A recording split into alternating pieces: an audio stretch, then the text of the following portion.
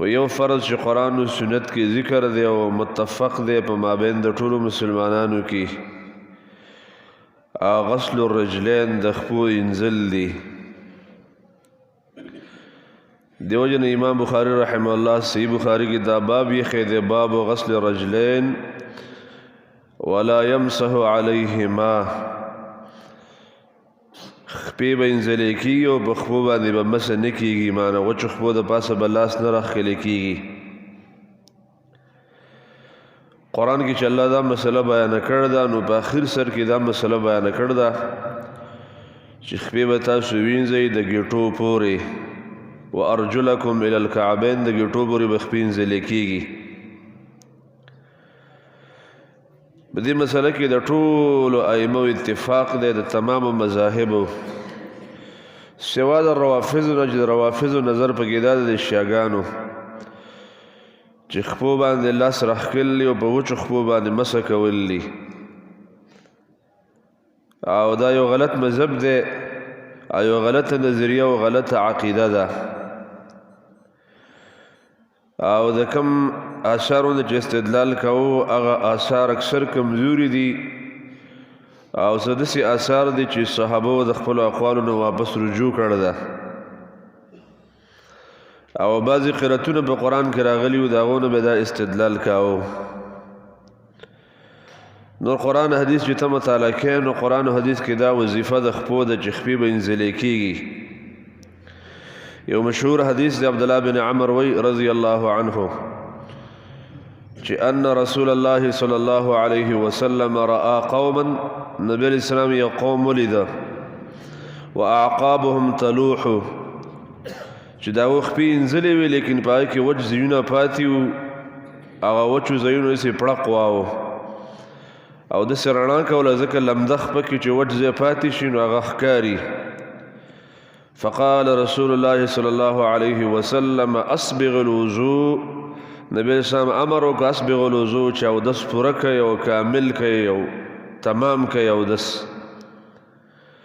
دا بخاری دا حدیث په کتاب الوضوء کې هم راوړی دی او دا کوم الفاظ چې ما ولوستل دا الفاظ د ابو داود دي او دا امام بخاری په کتاب العلم کې راوړی دی. په دې مسله کې راوړه چې باب من اعاد الحديث ليفهم عنه، یو سړی چاته خبره کوي او دوه درې ځله مکرره بیان دې دپاره چې خلک پې پوه شي. او په دې باب کې هم راوړه ده چې یو سړی چاته نصیحت کوي باعلی صوته، په تیز آواز باندې خلکو ته خبره کوي نو په جهر او په تیز آواز باندې نصیحت کول جایز دي. و دا الله رسول فرمایل ویل للاعقاب من النار، تباہی د هغه پوندو دپاره د اور نه چې کومې پوندې وچې پاتې شوې. دا حدیث امام بخاری په دې باب کې راوړی دی چې خپې انزل په اوداسه کې دا فرض دی، که خپې د نه وچې پاتې شوې مونځ دې نه کېږي. امام مالک د چا تپوس کړی او دا اثر په موطا د امام مالک کې دی چې یو سړی په وچو خپو باندې لاس راکاږي وروسته مانځه ته ودرېږي، هغه ورته ویل که دا خبر وروسته ورته یاده شو نو واپس به دا مونځ د سره ګرځوي، او که ده په جهل باندې دا کار کړی بیا هم دا مونځ د سره ګرځوي. هغه اوږد حدیث د عبدالله بن زید رضی الله عنه چې هغې کې د الله د رسول صلی الله علیه وسلم د اوداسه وضاحت او د هغه تشریح ده. اخر کې پکې دا ټکی دی ثم غسل رجلیه الی الکعبین، بیا نبی صلی الله علیه وسلم دواړه خپې وینځلې الی الکعبین تر ګېټو پورې وینځلې. یو بل حدیث د عبدالله بن عمر چې بخاري دا په ډېرو ځایونو کې راوړی دی. صحابه وایي یو ځل نبی صلی الله علیه وسلم نه موږ وروسته پاتې شو او نبی علیه السلام زموږ نه مخکې شه، بیا په لاره کې موږ د نبی صلی الله علیه وسلم نه مخکې شو او داسې ځای ته موږ ور ورسېدو چې د مازدیګر لمونځ موږ را لاندې کړو او د مازه ټیم په وختېدو شو. نو فجعلنا نتوضأ، ټولو ملګرو اودس کوو خو چینه وه د هغې اوبه لږې وې نو ملګرو په جلتی جلتی اودس کوو. ونمسح على ارجلنا، په دې خپو باندې هسې وچې ګوتې راښکلې. مسې معنی دا ده چې مسه به یې کوله، بلکې دا خپې چې دي دوی باندې زر زر اوبه اچولې نو اوبه کمې وې نو هسې دا خپې به یې غوړولې پښتو کې دا معنا ده لږې لږې اوبه وي چې په خپو باندې بس لمدې ګوتې راښکلې فنادا باعلى صوته نبی اسلام راورسېد او په تیز اواز باندې موږ ته چغه وویله ویل للاعقاب من النار تبعی ده د هغه پوندو دپاره من النار د اور نه چې کومه پونده په اوداسه کې وچه پاتې شوه دا نورې خپې د صحابو لمدې کړې وي لیکن دا پوندې ترې وچې پاتې شوې وي ځکه د اوبو د کمي د وجې نه چې اوبه ډېرې کمې وي واسې دا خپې یې غوړې راغوړې کړې او اکثر ځایونه په خپو کې وچ پاتې شوي نو نبی صلی الله علیه وسلم په تیز اواز باندې ویل ویل للاعقاب داغه پوندو دپاره هلاکت دی داغه پوندو دپاره تبعی ده من النار د اور نه چې کمې پوندې به اوداسه کې وچې پاتې شوي دیو جن دا حدیث امام مسلم راوړی دی او دا باب په نووي کې دی باب وجوب غسل رجلین خپې به سړی انځي او په خپو باندې به لاس نه راکاږي نو مسله دا درونو چې خپې انځل په اوداسه کې دا فرض دی او که خپې د ستانه وچې پاتې شي او مونځ دې وکړو دا مونځ به دوباره د سر نه کې دا مونځ دې ونه شي په هر اندام کې دا طریقه ده امام مالک نه چا دا تبوس هم کړ یو سړی د سر مسه ونه کړي او مونځ وکړي بیا به څه چل کېږي مونځ به د سره کې او دا اودس به هم دوباره د سره کې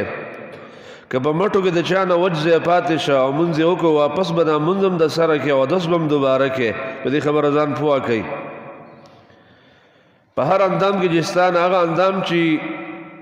د هغې دپاره انځل فرض و یا هغه اندام چې په هغې باندې مسه فرض وه لکه د سر مسه په دې هر اندام کې چې ځای د نه وچ پاتې شو او تا مونځ وکړه وروسته ته پته ولګېدله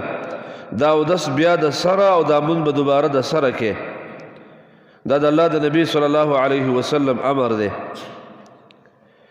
په دې حدیث کې دنه یو فقهي مسله ده اسبغ الوضوء کې دنه یو فقهي مسله ده هغه دا ده چې په دې اودس په اندامونو کې یو ځای د نه وچ پاتې شو او ته جومات ته رالې تا ته وروسته ملګري وویل چې ستا دا پونده وچه ده په دې ژمي کې دا کار ډېرو خلکو سره کېږي خاص کرت په ژمي کې دا بدن د سړي سپور شوی په دې باندې اوبه رغړي د پاسه او کله کله یخنۍ د وجې نه یخې اوبه خلک ډېر نه استعمالي سي معمولي ځان لوند کې او ایسته راتښتي نو که ستا په اندام کې یو وچ ځای پاتې شوی نو واپس به دا اندام لمدی او که دا اودس به د سره کې د اسبغ الوضوء نه علماو دا استدلال کړی چې اودس به د سره کې دغه اندام به واپس نه لمدی مسله باندې به تاسو پوه شوي په یو اندام کې وچ ځای پاتې شه په مټ کې یا ته جومات ته را داخل شوې یا د ملګري سره میلاو شو هغه ورته وایي ستا دا مخ وچ ده بلکل دې ته اوبه نه دي رسېدلي یا تا ته وایي چې ستا پونده وچه ده لاندې تلی دې وچ پاتې شوی دی ستا دا مټ چې کوم دی دا وچ پاتې شوی دی نو واپس به ځې د سره به اودس کې داسې به نه کې چې لږ اوبه راوالې او هغه ځای لوند کې واپس به د سر نه اودس کې وجه علماو دا بیانه کړل چې په اوداسه کې ډېر فرایض یو پکې ترتیب فرض دی که ته دغه ځای لمدی نو د ترتیب خلاف به راځي او بل په اوداسه کې موالات فرض دي موالات دې ته وایي پرله پسې اندامونو انځل فرض دي دا تا د اودسونو په ځایونو کې وینځل بیا درنه وچ پاتې شو واپس چې رالی بیا چې دغه اندام لمدی نو دا د موالاتو خلاف راځي نو یو د موالاتو خلاف دی بل د ترتیب خلاف دی او په اوداسه کې ترتیب هم فرض دی چې د دې وضاحت به اخر کې کوو او په اوداسه کې موالات هم فرض دي موالات دې ته ویل کېږي چې یو اندام پسې بل اندام متصل انځل د هغې پسې بل اندام متصل انځل دې ته موالات ویل کېږي او داسې اودس غلط ده چې سړی مټې وینځي او د سر مسه وکړي بیا پکې یو پیالې چای وڅکي قهوه پکې وڅکي وروسته سړی خپې وینځي دا به غلط وي یا سړی مزمزه او استنشاق وکړي بیا پکې ټلیفون باندې چا سره یو 9-10 منټه خبرې وکړي وروسته سړی خپل مخ وینځي دا اودس به غلط وي ځکه دې کې موالات چې د هغه نه مفقود شو موالات د نه ساقط شو په اودس کې پې در پې اندامونه انځل دا فرض دي او په ترتیب باندې اندامونه انځل دا فرض دا په اوداسه کې 2 فرض دي غسل کې به د دې لږه مزید تشریح کوو په نورو دلایلو باندې ان شاء الله تعالی او د غسل د ترتیب او د اوداسه د ترتیب به فرق بیانو د الله په اذن باندې لیکن دا 2 ټکي به اوداسه کې یاد کې یو موالات پرله پسې اندامونه انځل چې په منځ کې یو اندام وچ پاتې نه شي او په دې کې ستانه ډېره وقفه ونه شي او یو ترتیب باندې اودس کول چې کوم اندام مخکې د هغه مخکې انځل ورپسې اندام ورپسې بې ترتیبه به اودس نه کې